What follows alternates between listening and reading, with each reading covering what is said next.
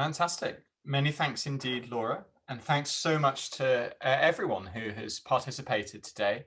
Our wonderful attendees who are looking at Zoom, there's almost 300 colleagues who've been following this closely. Above all, a massive thanks, of course, to each and every one of the speakers today. It's been such an energizing and inspirational set of arguments and perspectives put forward. So thank you. I hope I not miss anyone, to Bruce, Claire, Jim, Jeremy, James, Dr. Helena, our colleagues from Meetable, Legendary, Blue Nalu, Supermeat, Future Labs, and remotely Solar Foods.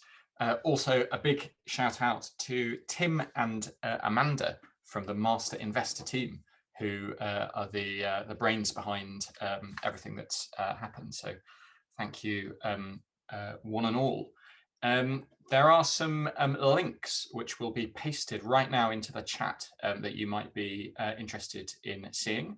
There is a feedback survey so that the Master Investor team can learn from today and continuously improve. There'll be links to future Master Investor events, small cap network events, and also a sign up option for the Master Investor newsletter to stay abreast of other work that they're doing. And just to reiterate again, massive thanks to Hill Dickinson Agronomics and the Small Cap Network who helped put together today's event. I wanted to close with a thought or a small set of thoughts which actually pick up immediately on some of those immediate comments and the comment that my namesake Richard asked about labelling rules in the chat. And that is to say that today, what we've heard, I think, from everyone is a huge sense of buzz and optimism around this sector. But there are real challenges, I think, that remain, and there is no inevitability that we're going to win. It requires action and choices by all of us to ensure that this sector and this mission lives up to the potential that it has, potential which was set out by many of the speakers today in terms of the environmental, animal health benefits which are needed.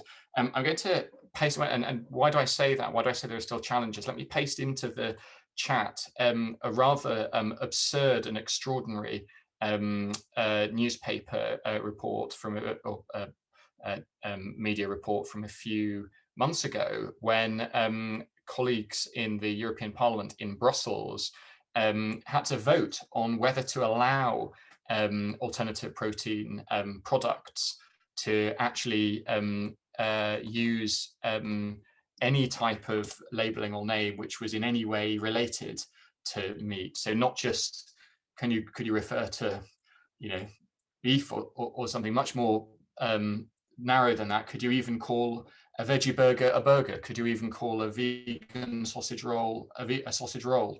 And proposals were put forward to stamp down on that. We at the Good Food Institute, our policy team in Brussels, working in collaboration with a whole bunch of other actors, from businesses to environmentalists to consumer groups, rallied together to stop that absurd proposal. But unfortunately, proposals are still in the works on things related to dairy at the moment, which we're fighting the good fight on and working to defeat. And also referring back to things that previous speakers mentioned, there's a whole bunch of public policy things around subsidies, where at the moment there's obviously not a level playing field for alternative proteins versus conventional legacy animal protein. If you look at things such as research and development, where billions of public money has been ploughed into R&D for clean energy, etc., and yet literally almost nothing has gone into R&D for for alternative proteins. So there is still, despite the optimism and despite the massive potential of this, there is still a lot of work that needs to be done to ensure that we can reach the promised land that we're searching for. And that is why I want to close by saying to everyone that there is, there can be no complacency, and there's no automaticness of fulfilling the potential that we see in this sector. We all need to work in our various ways and using the talents and resources that we've got available to us in order to achieve those, allow us to achieve that potential. And that can be very different for different people. We've got people who can set up companies, who are setting up and growing companies. We've got incredible investors who are powering capital behind this. There are so many different things that we can do individually and collectively to make this happen.